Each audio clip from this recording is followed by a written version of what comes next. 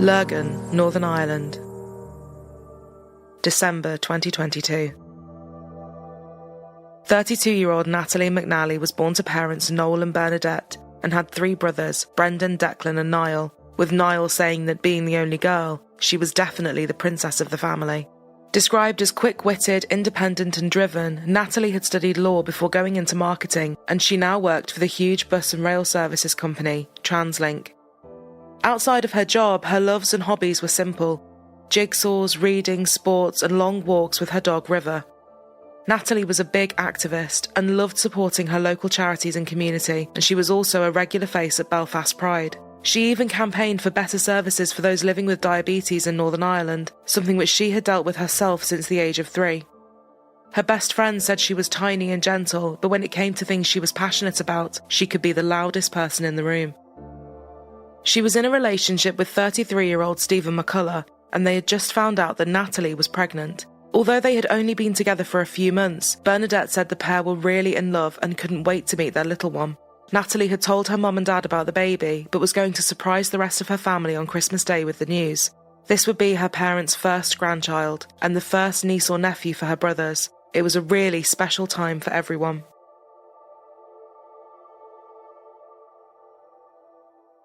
On December 18th, 2022, she spent the day with her parents and her dog River, cheering on Argentina, who were playing France in the World Cup final. She was in no rush to leave and had had a lovely evening with her parents. Bernadette described her as very content. A baby on the way, Christmas around the corner, a great job, and she was about to have some much-needed time off.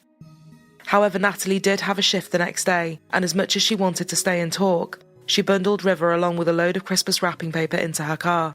She turned and said, "Mummy, I'll see you Monday or Tuesday. Come on, River, let's go and see the cats." They waved her off and she drove back home to the Silverwood Green area of Lurgan, where she lived with River and her 2 cats. Once home, she briefly tuned into social media, where she saw her boyfriend had posted a status about doing a big Christmas livestream on YouTube. Hello, friendos. I started YouTube in 2010. And back then, it was very straightforward. You made a video, you uploaded a video, people either watched it or they didn't. And if people did watch it, they liked it, they subscribed. That was it. It was great.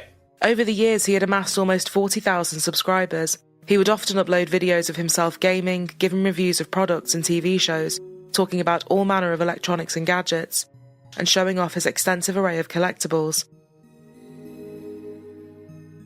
His channel was a big part of his life, and this was his first live stream in almost a year. Natalie liked his post, and he sent her a text saying, "Wish me luck." She replied and said, "I might have a peek at your live stream later." She then fed the pets and started winding down for the night.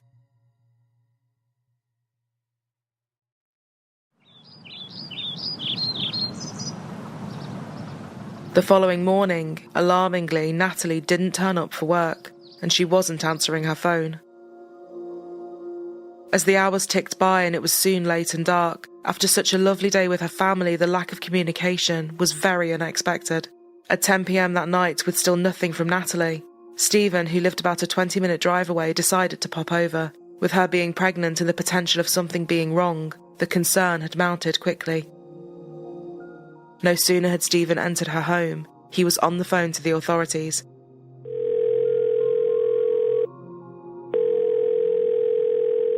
There was blood everywhere. Natalie had been viciously attacked and had been dead for some time. Natalie's younger brother Niall answered the phone to their dad at 5:30 a.m. He knew nothing good would be coming at this time, but hearing his mother screaming that his sister was dead in the background was an out-of-body feeling. They had to officially identify her, and Noel said his daughter's injuries were so bad, he couldn't even see her face. An autopsy showed Natalie had been struck with a blunt object, beaten, strangled, stabbed multiple times, had broken bones, and was covered in defensive wounds. She had been dead for around a day, having been attacked late the previous night, and 2 neighbours would later report that they had heard what they now realised was a scream at around 9 p.m. An autopsy was also able to determine that Natalie was carrying a baby boy, a boy she would have called Dean.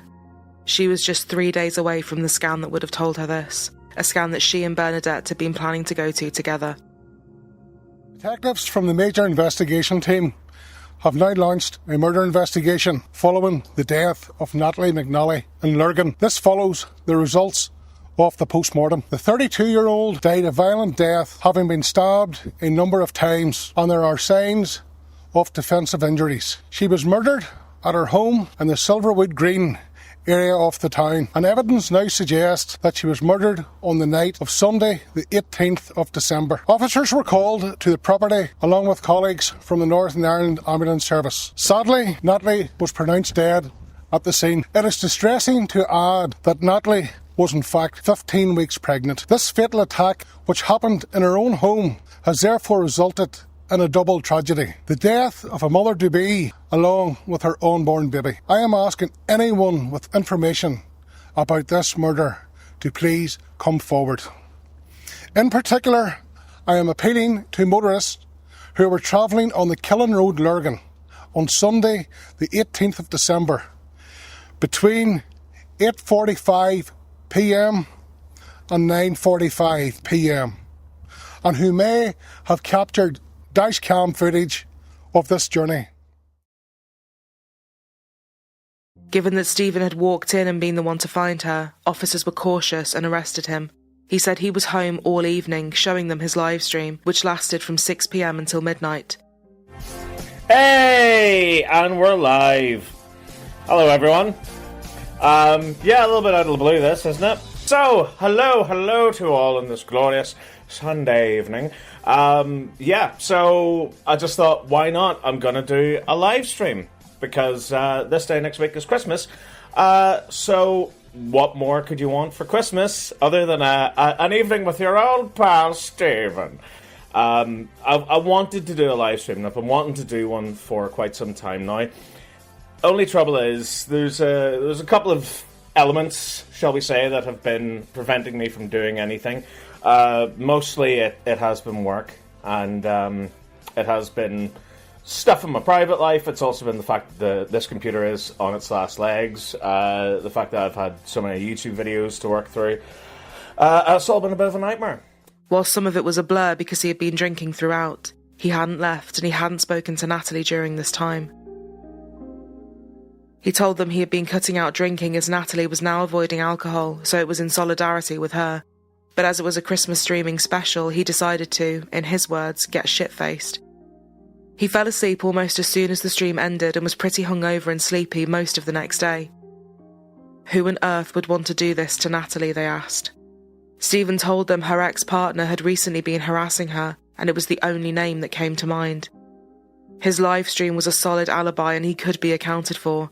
And with this, as well as giving them a name to look at, Stephen was released without charge, and the Police Service of Northern Ireland, also known as the PSNI, was saying he was not a suspect. In all the commotion with Stephen coming into the house and the noise, Natalie's beloved dog River was so frightened, he bolted out of the front door and ran into the road, being hit by a car. Thankfully, he did pull through and was swiftly taken to Noel and Bernadette's, where he would carry on living from that point. Although the police couldn't completely rule out a random intruder, it seemed very unlikely. There had been no forced entry and nothing had been stolen. They believed that Natalie had not yet got round to locking her door and her killer had just walked in without knocking. This would be a very strange and risky thing for a chance intruder to do. Due to the brutality of the scene, her killer would almost certainly have had blood on them and would have had to wash off or dispose of the clothing and shoes, so maybe there had been something dumped somewhere. Officers started combing through the area around the Silverwood Golf Club, which backed onto Kiln Road, directly behind Natalie's home. Following Stephen's arrest and release, a second unnamed man in his 40s was also arrested, but was quickly released on bail pending further inquiries. Vigils were being held in the quiet cul-de-sac where she lived, and huge rallies with her family and Stephen in attendance were held. I just want to say that whatever difference of opinions there are in this country, we know there's no difference of opinion. Everybody wants to see an end to violence against women and girls, and everybody in society has to redouble our efforts to end violence against women and girls in memory of our sister Natalie. So thank you all very much. More than 1,000 people attended a rally in Lurgan Park, and Natalie's case was spreading through the media. Her favourite team, Everton Football Club, even displayed a tribute to her during their matches. And a personalised stone was laid in their new grounds, something her family said would have meant everything to her, because she could now always be in one of her favourite places. I would like to appeal to my sister's killer to do a decent thing and confess to her murder. Nats, as we called her, was the only girl in our family, and we treated her like a princess. I cannot actually put into words the heartache we're experiencing. She was the life and soul of our family, and we are heartbroken she will not be sitting around the table with us this Christmas Day, or any day. Nats really was the best sister ever, and such a lovely person. She had so many friends and would have done anything for anyone. She had a heart of gold. I'm appealing on behalf of our family to bring any information to police or Crime Stoppers to help them put Nat's killer behind bars. The killer's still walking the street. We need everybody to go again. We need everybody to think again. Think back to the night. Think back to the night of the World Cup final. What were you doing? Think if you have any CCTV or anything from that time. And even to the days after, is there anything unusual? Anyone acting suspiciously? Because we need everyone on our side to go again. We're grateful for what everyone's done, but we need everyone again to think back and come forward with anything at all. On Christmas Day, Natalie's family had a wake, and a day later her funeral was held. In her coffin, her family placed photos of Natalie and her pets, and the bibs she had just bought for baby Dean. Stephen asked to have 20 minutes alone with her to say his goodbyes privately. While there is no easy time for people to say goodbye to someone, to have just lost Natalie and Dean in such an awful way around a time of year like Christmas, it created even more of a dark cloud. As Christmas came and went, Bernadette said her daughter's presents just sat under the tree. They couldn't bear to move them or put anything away. They were just frozen in time in a nightmare. The investigation was becoming extensive. Hundreds of house-to-house inquiries had already happened, and over 4,000 hours of CCTV footage was being gone through. Several cars had been seized and officers were stopping people asking for their dashcam footage. Crime Stoppers had also offered a reward of up to £20,000.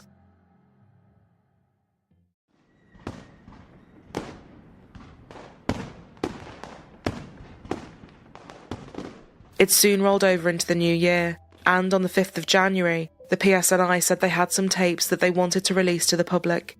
Tapes which showed who they strongly believed was Natalie's killer. 3,000 hours of CCTV footage have been gathered, but the public's attention is still drawn to one clip, showing the main suspect entering and leaving Silverwood Green, where Natalie lived, on the night she died. In the footage, a man could be seen entering Natalie's street at 8:52 p.m. on the night she was killed.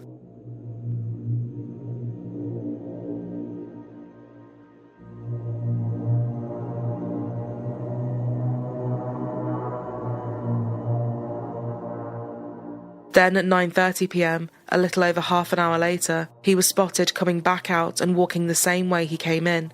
He was wearing white shoes and a hat and carrying a rucksack.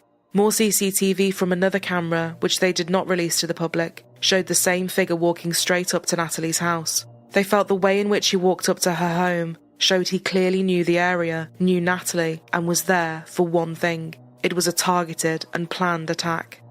The calmness with the way the man had walked back down the street was deeply unnerving. Our investigation into her horrific murder is continuing, and I have several appeals to make today.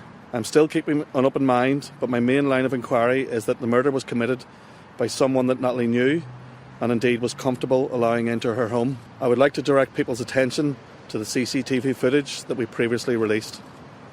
I believe this shows Natalie's killer on her way into her home at Silverwood Green at 8:52 p.m. on Sunday the 18th of December. Our efforts to identify the man captured in the footage remains ongoing, and I would appeal to anyone who believes that they recognise this person to get in touch.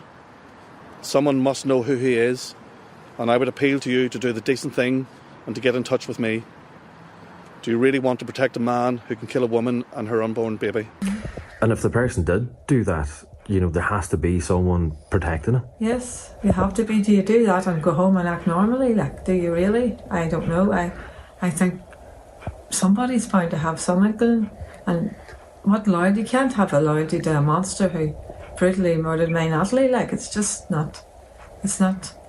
You know, are you going to live with that for the rest of your life? You know, without coming forward. And would you want it on your conscience if this person killed someone else? If he could kill an innocent wee girl like Natalie, he could do it again.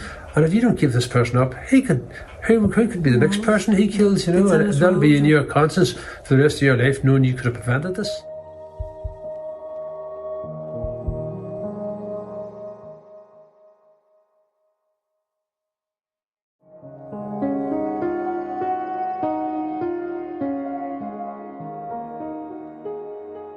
Authorities had also located what they believed to be the murder weapon, a knife that had come from inside Natalie's house, not something the killer had brought with them. A marigold glove print was found in blood inside her house too. It was now 6 weeks since Natalie had been killed, and authorities just didn't have anything concrete.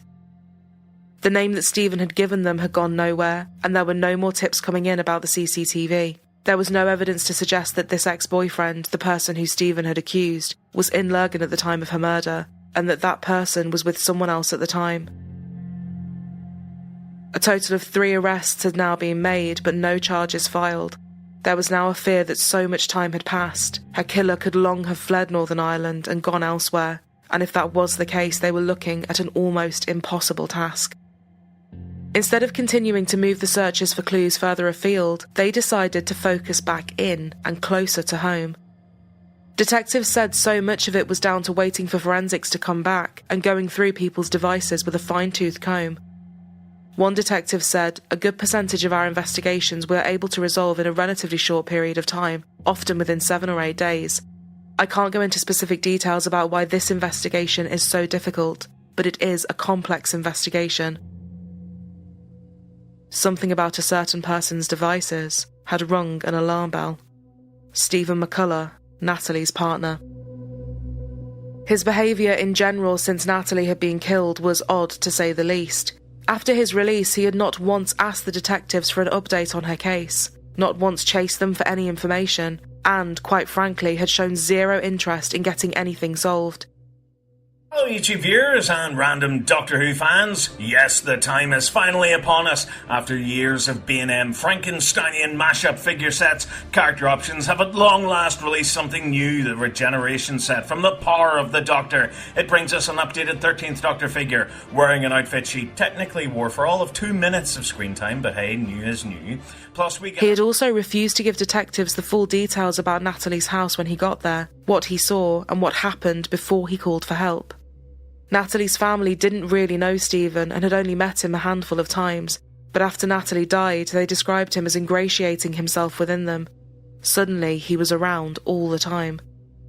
They had his devices seized and his computer was now highlighted as something that would blow the case wide open. His alibi for that night was, of course, the live stream. I just realised I'm literally going to be drinking and driving. In the game, by the way, I'm not leaving the house tonight, so, yeah, in the game I will be drunk while driving in the game. I'll be drunk in real life, I'll be driving in the game.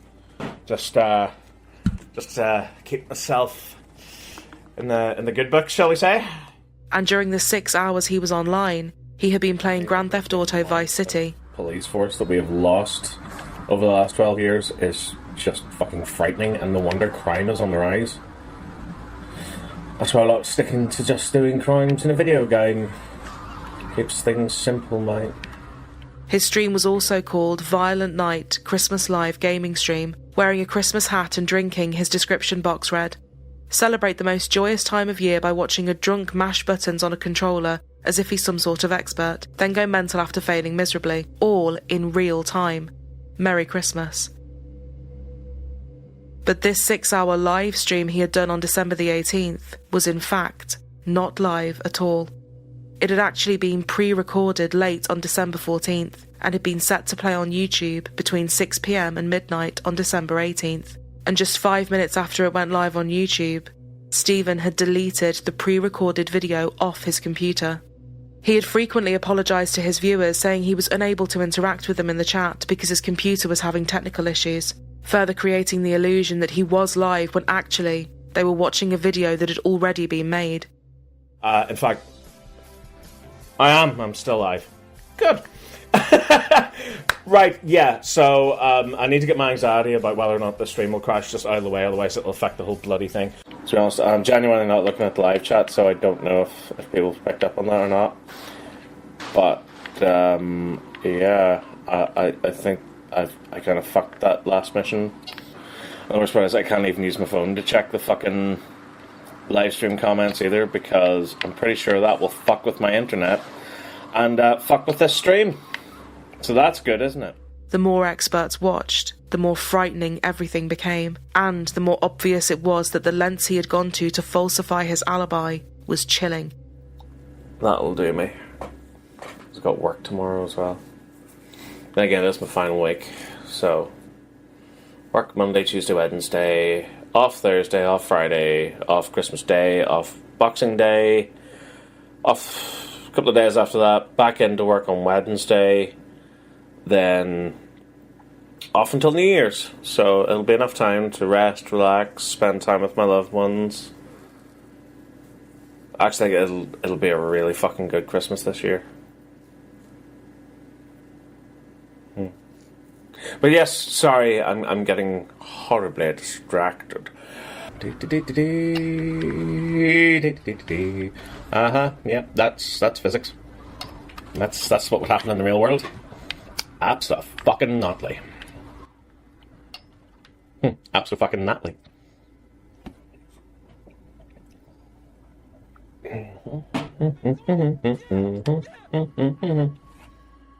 During a break in the video at around 9:15 p.m, instead of the title card that said live stream back soon, as it had in the previous breaks, the screen was replaced momentarily with a photo of the James Bond film No Time to Die.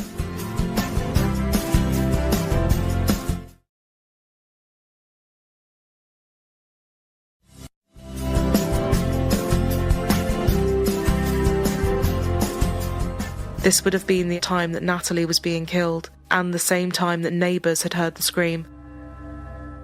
They had worked back through the CCTV as well, and now had more than enough evidence to prove that the person on the footage on her street was Stephen.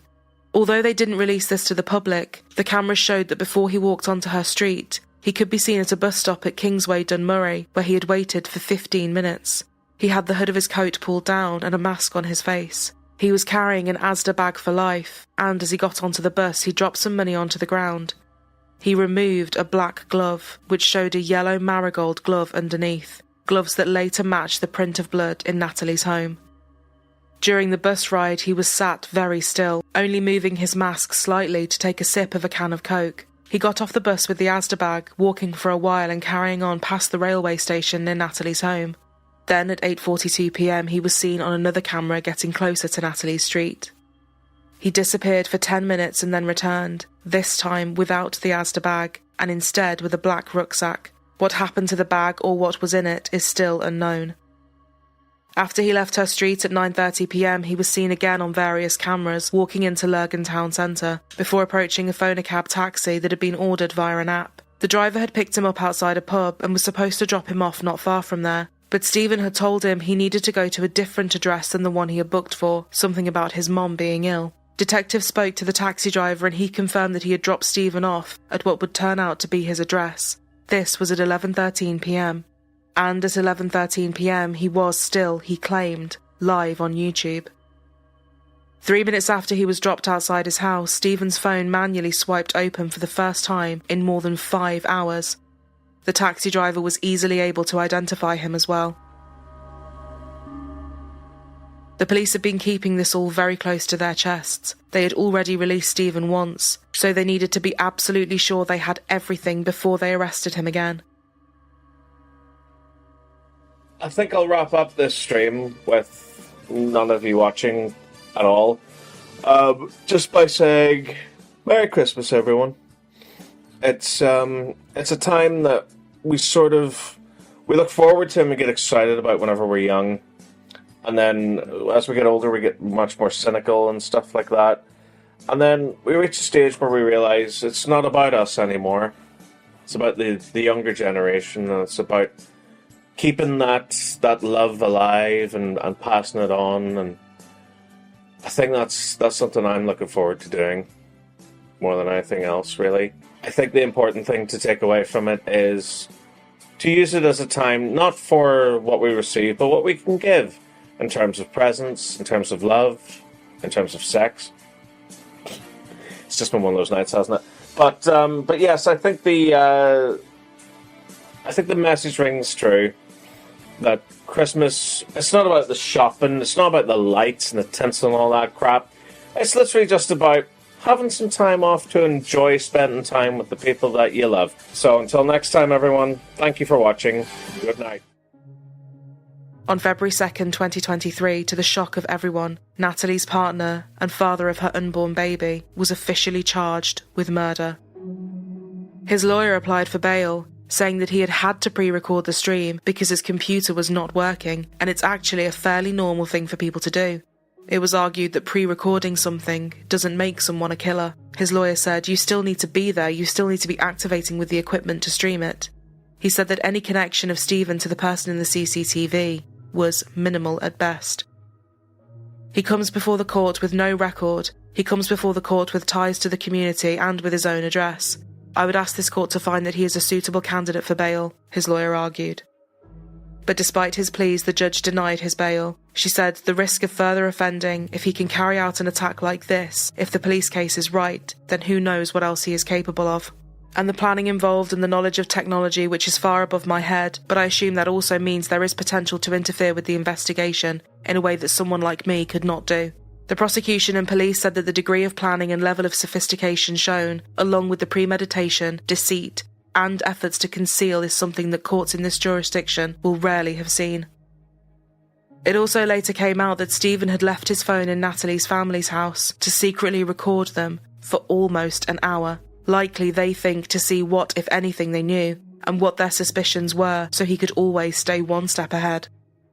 But why? The prosecution could only speculate on the motives, and they still cannot say anything with certainty. But they know that Stephen had access to Natalie's phone, knowing her passcode. She had allegedly been in contact with a former boyfriend on December 15th, the prosecution barrister said. The prosecution suggests that sexualised contact with this individual, and indeed others over a period of time, is the catalyst for what occurred to Miss McNally. On the morning of the day of her death, Stephen had unlocked her phone 9 times to look at her messages, go on her WhatsApp and her Twitter. By this point, Stephen was already planning his attack. He had already pre-recorded the video, just a matter of hours after he first saw any messages on December the 15th. He staged the stream, the timings, and made sure to leave all of these chilling references throughout. The prosecution said the devil is in the detail. The detail of this video is chilling, brazenly taunting and leaving messages behind. Now, while Stephen would eventually admit he was not live streaming on the night of the murder, he still denied the murder itself and maintained he was drinking on his own in his house and fell asleep. He entered a plea of not guilty.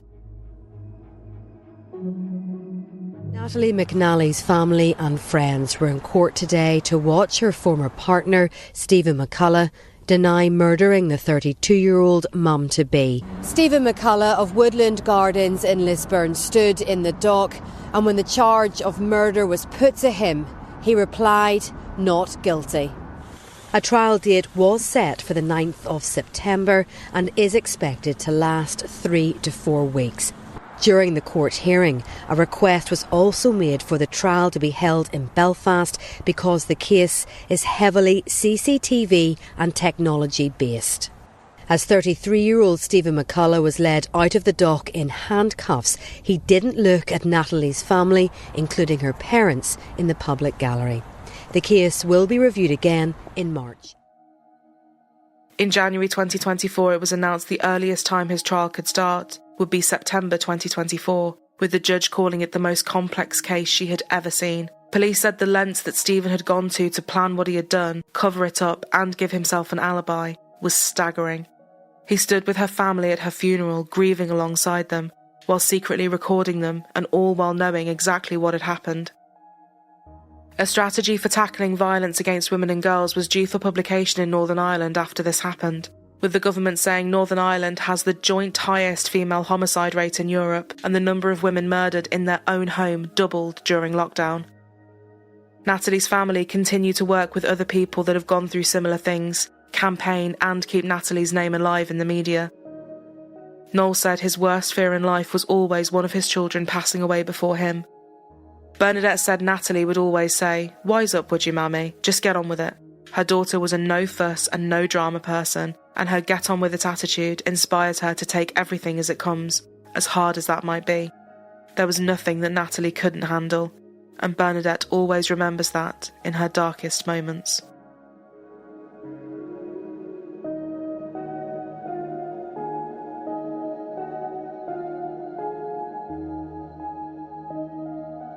Thank you all for tuning in. If you would like to support our channel and help us to continue to make our content, we have a Patreon with many perks including exclusive episodes, behind the scenes and ad-free early access.